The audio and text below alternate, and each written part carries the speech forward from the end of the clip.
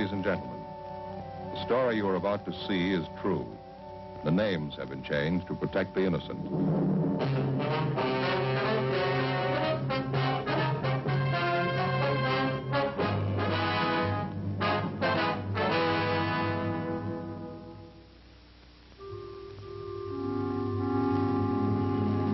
This is the city.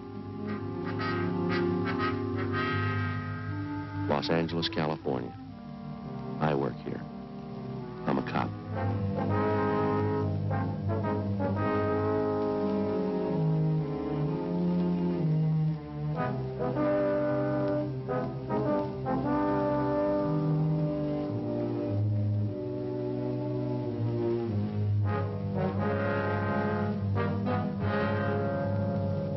It was Wednesday, June 17th. It was warm in Los Angeles. We were working the night watch out of robbery division. The boss is Captain Didion. My partner's Frank Smith. My name's Friday. We'd gotten a call that a doctor had been slugged in a downtown hotel. The assailant had escaped. We had to find him.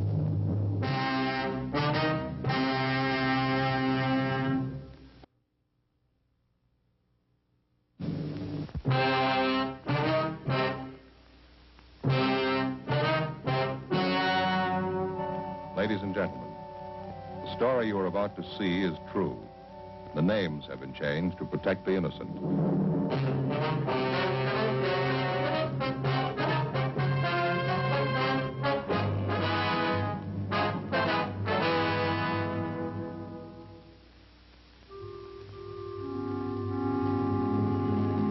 This is the city. Los Angeles, California. I work here. I'm a cop.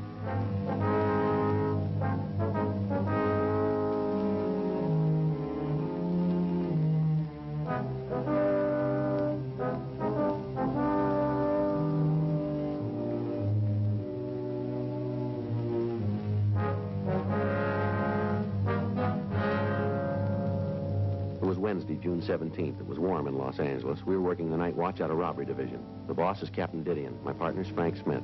My name's Friday. We'd gotten a call that a doctor had been slugged in a downtown hotel. The assailant had escaped. We had to find him.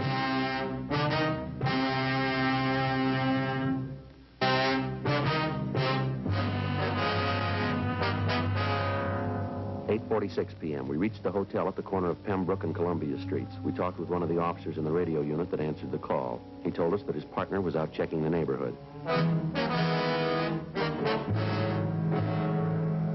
We talked with the ambulance attendant, and he told us that the cut on the victim's head was not serious.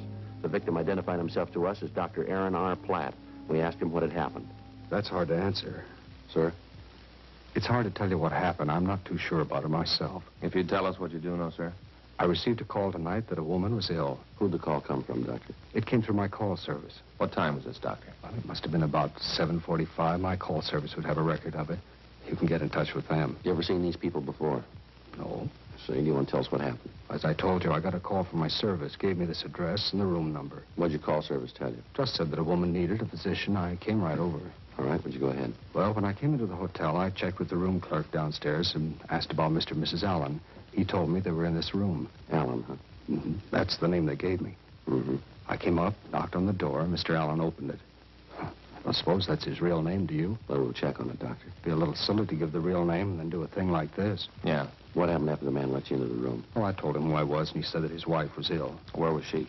Lying in the bed, all covered up. I went over to her and asked her what was wrong. What'd she say?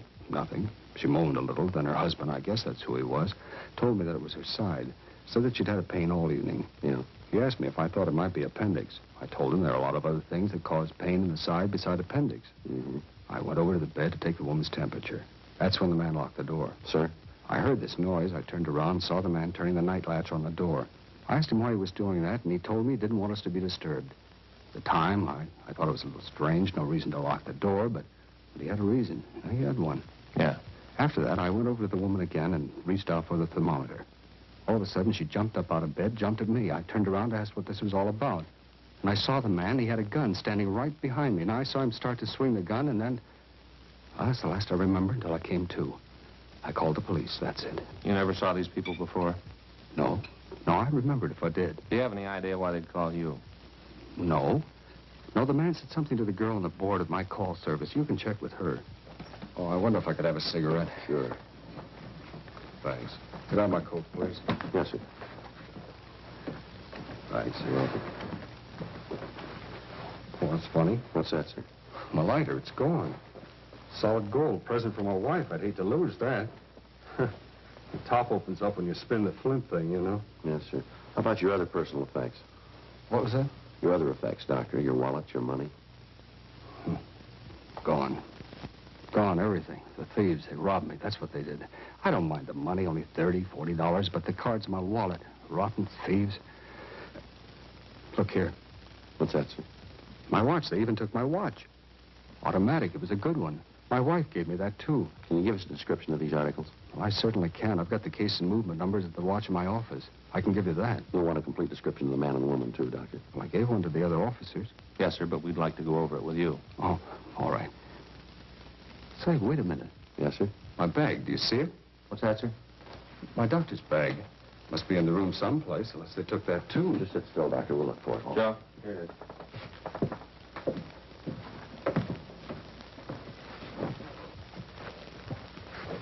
I bet he wouldn't touch that, Doctor. Oh, I want to see what's in it. You mind moving some of those things, please? Sure. Instruments are all there. That's what they took, all right. All of it. What's that, Doctor? Narcotics. 8:59 p.m. We got a complete description of the pair of suspects, and Frank and I called them into the office. R&I had no record of anyone by the name of Timothy Allen answering the description that we'd been given. 9:03 p.m. We talked to the desk clerk. He was unable to give us any information on the pair. He said that the couple had come in earlier that evening and had paid for the room in advance. He went on to say that they carried one piece of luggage. We looked at the registration card. It was signed with the name Mr. and Mrs. Timothy Allen and gave as an address St. Paul, Minnesota. The registration card was held as evidence to be checked by Don Meyer in handwriting. We called the crime lab, and a crew of men were sent out to go over the hotel room for possible physical evidence. 9:27 p.m. We went back to the office and got out a local broadcast and an APB on the pair of suspects. A radiogram was sent to the police department in St. Paul asking for information on the couple.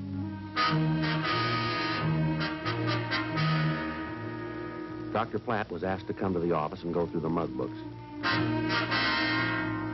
A call was put into Narcotics Division to see if the officers there had any information on the thieves. Officer Roxy Lucarelli said that he'd checked their files to see if he could come up with any leads for us. In the meantime, the stats office had started to run on the M.O. used in the crime. You got anything? No, Roxy's going to check it. Says he's never heard of the man and woman. They're new to him. Yeah. How about the numbers on the vials? Yeah, there's a broadcast out on them. They'll be listed in tomorrow's bulletin. Dr. Crumpler, anything? No, he's still checking. Well, if he doesn't find them, we can take him over to crime analysis. Maybe have a composite drawn up, huh? Yeah. Hot shot. I'll get it. I got it.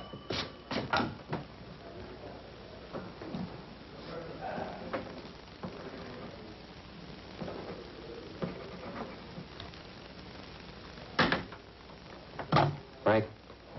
Yeah? What is it? Hotel on West 7th. Yeah? Another doctor slugged and robbed.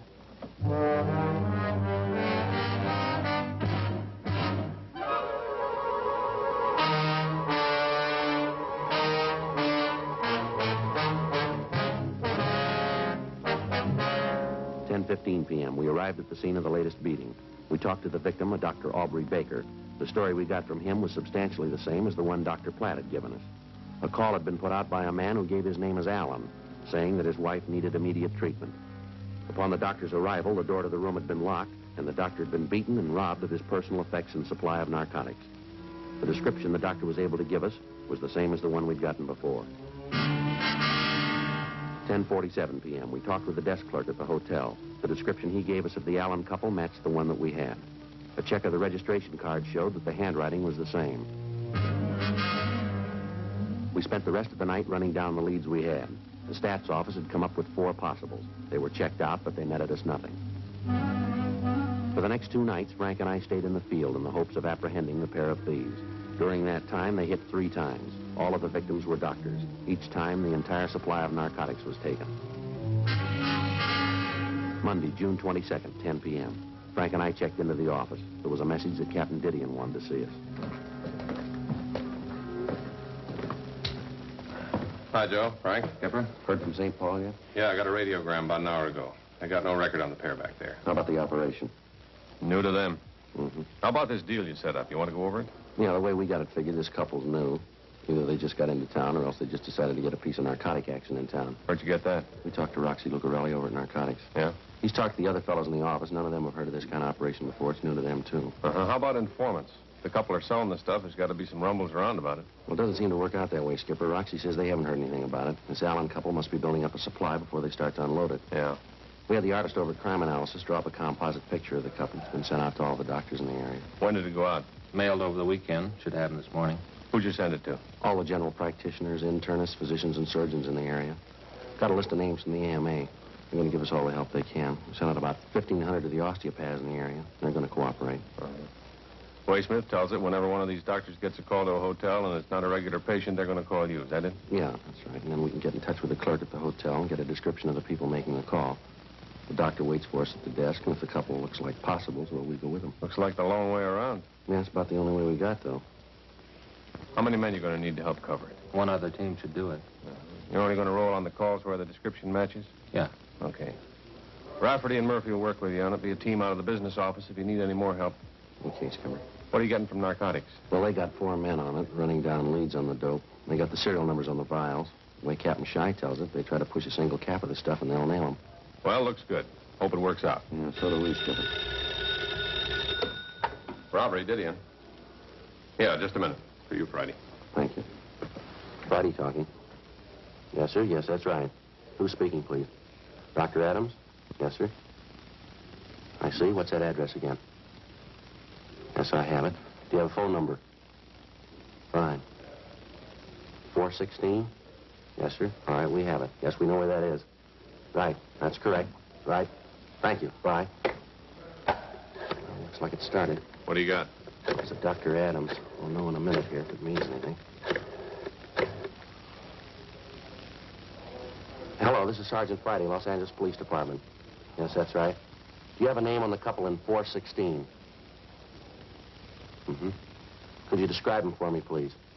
No, there's nothing wrong. Now, just give us a description, would you, please? Mm-hmm. And the woman? I see. Okay. Right. All right, thank you very much, sir. No, that's all right. Right. Bye. How about it? Name's Alden. Description matches.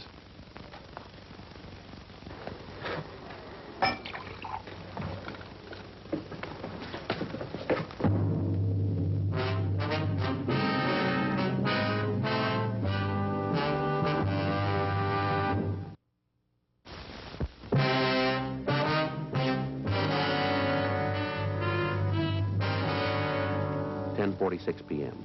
After checking with the desk clerk at the hotel and talking with the doctor who had made the call, Frank and I went up to the room. The doctor went into the bedroom to see the woman patient. Frank and I talked to her husband, Kenneth Alden. Sure is nice of you fellas to be here, but I don't think there's any reason for it. It's all right. I should have listened to Helen. She said we shouldn't have come. Where you from, Alden? Alden. Huh? I say, where you from? Carthage. Missouri? Sure hope everything's all right. Yeah, Missouri. Either one of you know this Dr. Edmondson? No. Sure hope he knows what he's doing. Helen's kind of little, you know. Frail. Sure hope he knows what he's doing. How long you and your wife been here? A week tomorrow. I should have listened to Helen. She didn't think it was a good idea to come out here. I talked her into it. Said we should have a vacation. She was right. I don't know what I'll do if it's not all right. Don't worry about it. Yeah, you can say that. It's not your wife. I've been through the same thing. You have? Yeah, twice. Let me tell you, not a thing to worry about. Maybe not in a hospital, but here, a hotel room. I don't know. Believe me, son, it's going to be all right. I wish he'd let us know what's happening. Twice, huh? Yeah, boy and a girl. Helen wants a girl. Don't make much difference to me either way.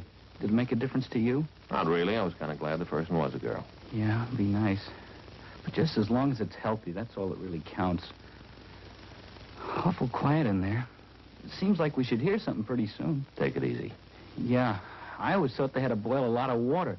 It seems like they always use a lot of hot water. I think that's to keep the husband busy, don't you? Give him something to do. Yeah. How old are yours? Girls 8, boys 6. Oh, I read where that's ideal. 2 years difference. It kind of helps the younger child problem.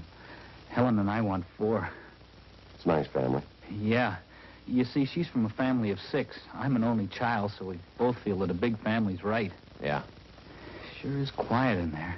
You like me to go down and get some coffee? No, not for me. I don't want anything. We gonna be able to take Helen to the hospital? That's up to the doctor, Alden. Yeah, I guess so. Guess it's up to him to say or not.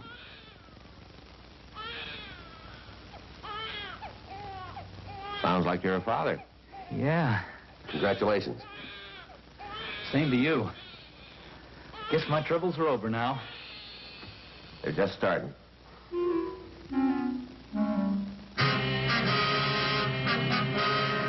During the next few days, we got a dozen more calls. All of them proved false. However, during that time, the robberies continued. Despite our warnings, doctors continued to answer calls at hotels for people they didn't know. The amount of stolen narcotics grew larger. The outlet for the drugs still hadn't been found. On Friday, June 26th, we got a call from a Dr. Halbert. He told us that he'd gotten a call from a couple who gave their name as Allen. He asked us to meet him at the hotel.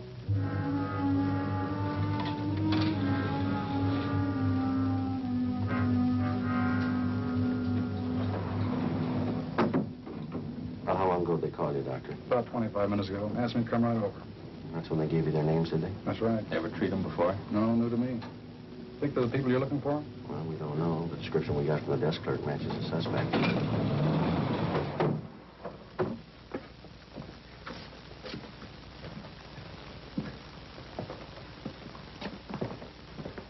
I'd rather you'd wait out here. It'd be better if we went in with you, Doctor. That may be your opinion. You're forgetting I'm a doctor. I want to help you catch the people you're after, but my first duty is to the patient. I'm not going to embarrass them by having police officers ask questions. We're here to take care of you, sir. Then do it from the hall. According to your bulletin, the man always locks the door, doesn't he? He has in the past. And that's how you can tell. He locks the door, then come on in. Well, if that's the way you want it, Doctor. That's the way it's got to be. All right, sir. We'll be right out here if you need us. I hope I won't. So do we.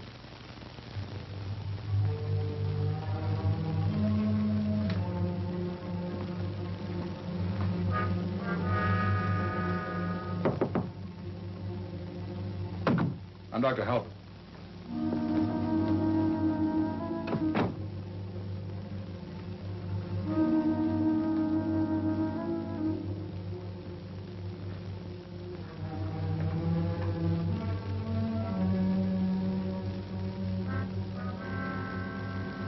What do you think, sir?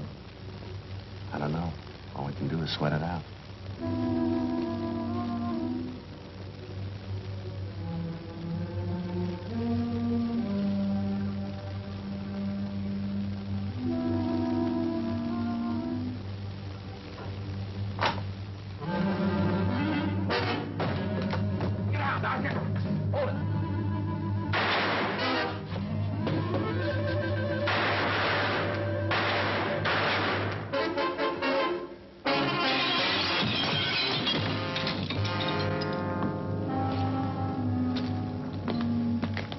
Why'd you do it? Why'd you shoot him? Dead.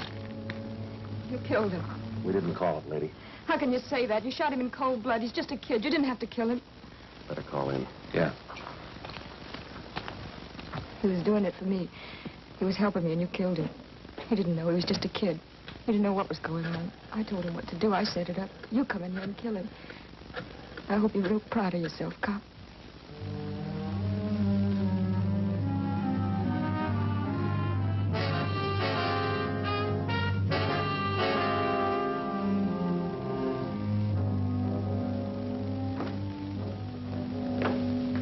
Hey, look who's here. Hi. Got tired of waiting at home. Decided to put in the time here. Glad you did.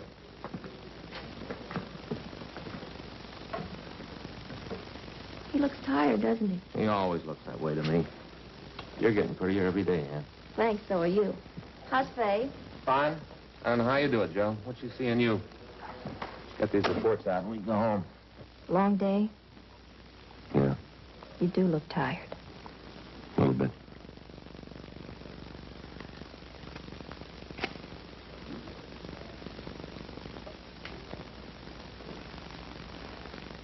Thanks.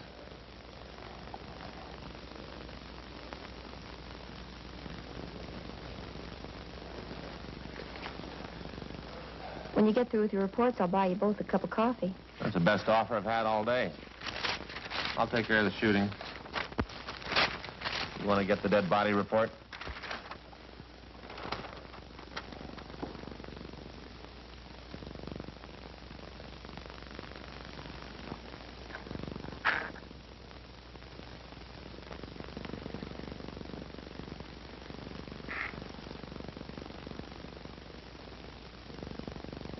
What was that address?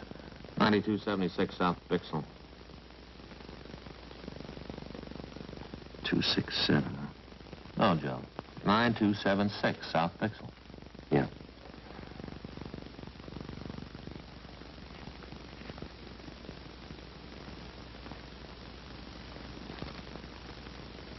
Can't remember the DR number. 1275460. I asked you this morning. You gave it to me. What's the matter? I don't know. Guess I'm just tired. Here, buddy, I'll finish that up.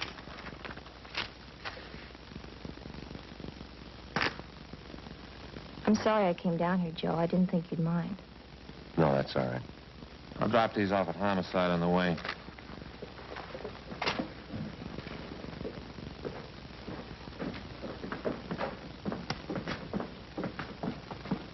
Hey, it's quitting time. You going home?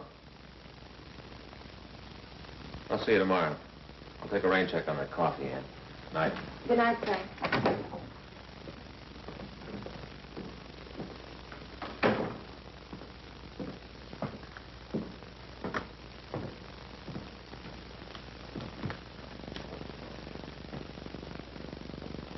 How many are you going to smoke at once, Joe?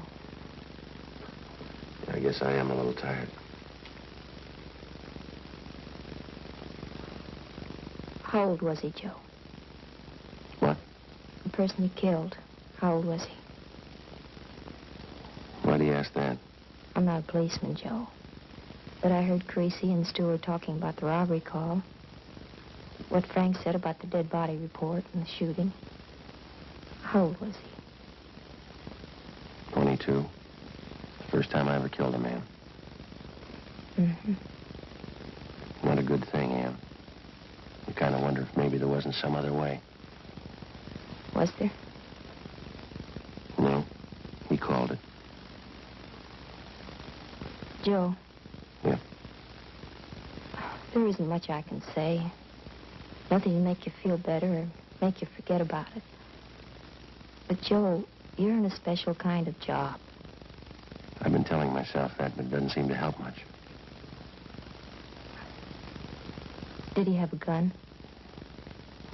Yeah. Did he use it? Yeah. Well, doesn't that make a difference? Doesn't it matter that the only reason they're not filling out a report on you or Frank is that you were better at your job than that boy was at his? Remember the time you and I sat in the hospital waiting for Frank to come out of it? Remember? Yeah. Frank and I could be waiting for you tonight. Yeah. What's your rating on the pistol range? What? You get $6 a month extra for marksmanship, don't you? Yeah. That's pretty good, isn't it? Is it? Joe, you could have missed if that was the way it was supposed to be. I've read where even a $12 shooter misses sometimes. I suppose so. Joe, I don't know who made the decision, but I'm glad it's the way it is.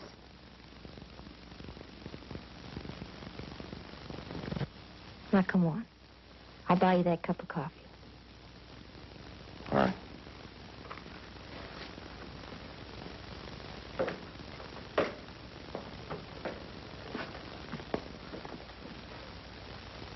It's kind of dark. Can you find your way?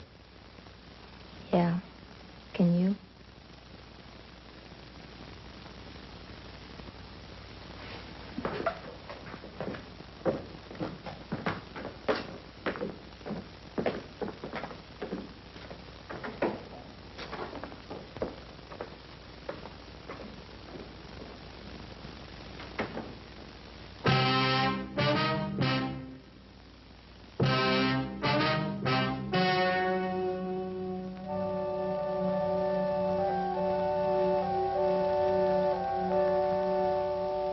On October 21st, trial was held in Department 98, Superior Court of the State of California, in and for the County of Los Angeles.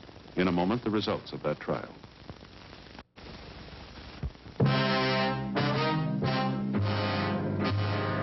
The suspect was tried and convicted of robbery in the first degree, which is punishable by imprisonment in the state penitentiary for a term of not less than 5 years. A coroner's jury found that Edgar Cabell was killed while resisting arrest, and his death was listed as justifiable homicide.